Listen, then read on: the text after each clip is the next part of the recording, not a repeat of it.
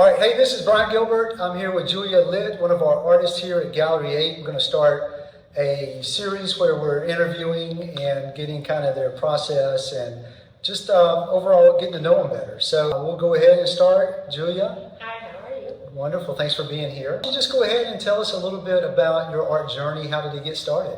I started as a little kid. I had a teacher who lived down the street, went once a week. I think my mom maybe paid $10 or something, something really little. She had a studio in her basement, and I'd go once a week until basically all through college. And I didn't take art in school because that was like kind of the class people just took because they didn't have anything better to do. And she was very inspirational. She encouraged, I would say, an independent thought process. And being confident about what you're making, right? From a young age, and to go with what you see and what inspires you. So, what did you start at? Was it painting that you started with, drawing? I was drawing. Yeah. Drawing and sketching, and then my dad worked in the city in New York, and I'd go and I'd take the subway and I'd take a class here or there at like one of the drawing schools when I was in middle school or high school, because my dad was working in the city, so I'd just take the train in. And I wasn't very good at school, so the obvious route was art school. Right. Since I was not good at art. And I went to the Pennsylvania Academy of Fine Arts in Philly, which was not like a regular college, so there were no dorms, and there were people of all different ages. Mm-hmm. Like my graduating class was 30. And I studied printmaking. And then after that, I moved to New York City. Couldn't really find work, so I started as a street artist. Okay. Yeah, so... Bet you got some stories to tell there. Oh, I met people from all over the world. I've stayed with people from all over the world. Yeah, so I'd get up, I'd do my work during the week, and then I had a printing press too. Mm-hmm. My dad bought me a printing press, and then I'd set up on the streets on the weekends and sell my work. That's how I ended up getting jobs at the New Yorker and other magazines. Mm-hmm. So yeah, that was the first time I became really happy in life was when I was a street artist. Wow. Like I found my people. Yeah. I had not found my people until then. And then I got married. Yeah. I got divorced. Yeah. And then I had 3 kids. And then I moved here. Okay. So my art was kind of put on hold a little bit. Like Yeah. I was doing ceramics and I was selling ceramics, but I also was working at Home Depot and raising 3 kids on my own. So, and in New York, so I was doing the New Yorker, but what inspired me in New York were the people. So what I would sell on the streets were illustrations of New York City life, the seedier side of New York. Yeah. What I saw while I was working on the street. Do you remember what streets by chance? Yeah, Soho, West Broadway, Prince Street. Yeah. Yeah. Yeah, it was. I missed that life so badly. Yeah, I bet. That was before kids. Sure. Yeah. And I met my ex-husband on the street too, who was Okay. selling his work. Okay. So I moved here because my parents were here. Okay, come back home. Single mom. No, we were all from New York, but my parents retired here and I had 2 kids of my own. So Yeah, needed help. I couldn't stay in New York anymore. I couldn't be a street artist with 3 kids. Right. So I moved here. And then as my kids started to get older, like maybe 4 years ago, I started being a full-time artist again. Okay. And also when I moved here, nothing inspired me. Like, nothing. A big culture shock, right? From New York to here, for sure. Yeah. That's when I started painting the cars, doing like surf VWs and things like that. And it was very popular. And then my ex left his kiln. So I started doing ceramic cars. And then I started kind of getting more into Savannah. I was making lanterns or ceramic vases with glass from the marshes. And I got rid of the kiln. Mm-hmm. And then I started focusing on all the road trips that I took. In New York, were you doing kind of street scenes like you do here? It was more people focused. Mm-hmm. Street scenes, people focused from my imagination, more illustration. And that's like when I was working for the New Yorker, I was sent to the theater to do my illustrations. And that was so exciting. Yeah. That was the best. Yeah. And then, so I think the road trip theme just it just started just because of, like I said, I had to travel north to south. We don't have Waffle House up north. And then I would watch videos. Yeah. And then that's where I saw Waffle House fight videos. So I did the paintings Yeah. of all those. Yeah. And then I love food. So it just kind of... Right. So I found a new inspiration. Yeah, just following your passions. Yeah. You had a black and white show at Location Yeah. recently, and you had a lot of friends and family that, you just took them out to eat and said, hey, let me sketch you while you eat? Actually, they're my stepkids, they're my kids. I asked people who had bought artwork for me, I said, I want you to, eat food like you're eating it with passion. Yeah.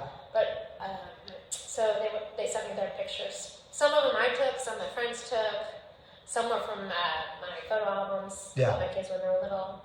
But it was black and white. I think it was black and white. Right. So it's kind of a weird mix of enjoying food with black and white. So some people thought it looked a little dark, and nobody really wants to buy pictures of other people eating. But I had a blast doing it. I bet you did, yeah. And I bet they had fun seeing themselves. Yeah. Yeah, so now describe your style, because, I really love your style.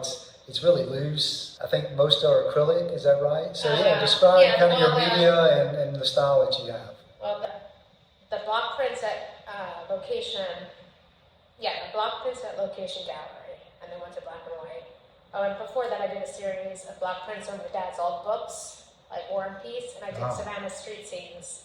So, but otherwise it's acrylic, either acrylic on acrylic paper or canvas.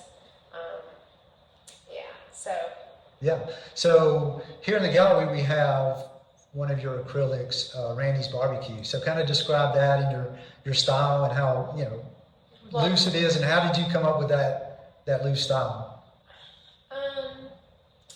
I think the loose style is remembering my teacher, when you feel like it's done, kind of thing. Yeah. If what you're going to express, I guess my stuff is maybe more expressionistic. What you're going to express, when you feel like you've expressed it, it's done. Yeah. Overworking things is the worst. When you go back and you go back and you go back, it's like, leave it. So that's what Awesome. And you were inspired, I guess, by the building? For Randy's? Yeah. Well, actually, I was in another gallery show, Location Gallery, for Savannah. Okay. And they gave us streets. Okay. So I sold two during that show. I sold one at the Waffle House, and the other one was, what's the other one I sold? Gosh, I don't know which one. I sold two, so we said make two more. So there's the Globe, which I've done paintings of before on Duran. Yeah, and so we have that one here too, Riding by Savannah Globe. That one. Riding by Earth, is that right? Or? I think it's Riding by the Earth. Yeah. I think it's Riding by the Earth, but those were for a show, Savannah. Okay. And they gave us boards to work on. Yeah, it was a fantastic show. Yeah. I really enjoyed that one. Yeah, that was fun. That was really cool. That was the first time I've been in a gallery for a while, because I just started getting back into it. Anybody that hasn't seen your Waffle House sequence, where you looked at the video of the fight. Waffle House Wendy. Waffle House Wendy, that's what you look up on YouTube. Okay, Waffle House Wendy. Check it out. It's just an amazing, the way you captured the action, and it looked like the figures were moving. So what inspired you to do that? Like I said, I fell down this rabbit hole. I was doing Waffle House, and then I was looking up, Waffle House at night, crime at night, and I saw that video. I never even heard of Waffle House Wendy. And so I did the still clips of the video. Yeah. It just inspired me. And it was cool because it got me back into doing people, illustrations kind of people, which is what I always loved to do when I was in New York. So that kind of was, everyday people. Right. Yeah. Yeah. Awesome. So what's next? What are you working on now? Right now I'm working on those black and white prints and painting them in color. Okay. Yeah. Yeah. I'm doing that in between my commissions with my pet portraits. Are they going to be about the same size? Maybe bigger. Bigger, a little bigger. Okay, because the prints were what? 11 by 14, 11 by I think. 14. Okay. Yeah. Awesome. Yeah. And then, yeah, talked about your pet portraits and. Oh, and I'm also working on a senior, a subject on the elderly. That's another new series. And that's inspired by my mom, who has dementia. Oh, wow. Okay. Yeah. So kind of honoring them Yes. and giving them some dignity. Yes. And bringing them out to life. Yeah. I bet they light up when you say, hey, I want to draw you or paint you. So where can people find you? They can find me on social media, Instagram at Art by Julia Licht, or Pet Portraits by Julia Licht, or on Facebook or our website, www.julialicht.art. Yeah. And here at the gallery, we have an example of your chocolate lab. Yeah. Which I'll show here in a minute, which is amazing. It's big. What is that? Maybe 20 by 30 or? I think it's a 24 by Yeah, 30. 24 by It's 30. big, Yeah. That's big. a print. The original one's hanging up in case bed. Okay. I had to sell them. I was very sad. Yeah, Because yeah. that's my dog. Oh, that's your dog. That's my dog. Oh, wow. Yeah. So I made a copy for, now you have it. Yes. Yeah, so you can also see here at Gallery 8 at Ann Street, 111 Ann Street. So, well, any other thoughts or? No, just support your local artists. It's not Yeah. easy. Yeah. Support your local artists. Buy art from artists in Savannah. Yeah, it really is. Even if people see it as subliminal, when you have a piece of work on your wall that really inspires you, they've done studies. It's a dopamine, it's a serotonin hit. Oh, totally. You may not even notice it, but it can really make a difference in your day. And if you get a piece of art on a trip, it can remind you of good memories, hopefully. And I have a Instagram Daily Dose of Coast, so I put my work on there, and I also put other artists' work. And oftentimes I say, if you have boring walls, we're the cure. Art is the cure for boring walls. I agree. Totally. Yeah. Well, Julia, thank you so much for being here, and we really appreciate all the things that you're doing, and hopefully we'll get you some new followers. That sounds great. Thank you All for right. having me. Thank you.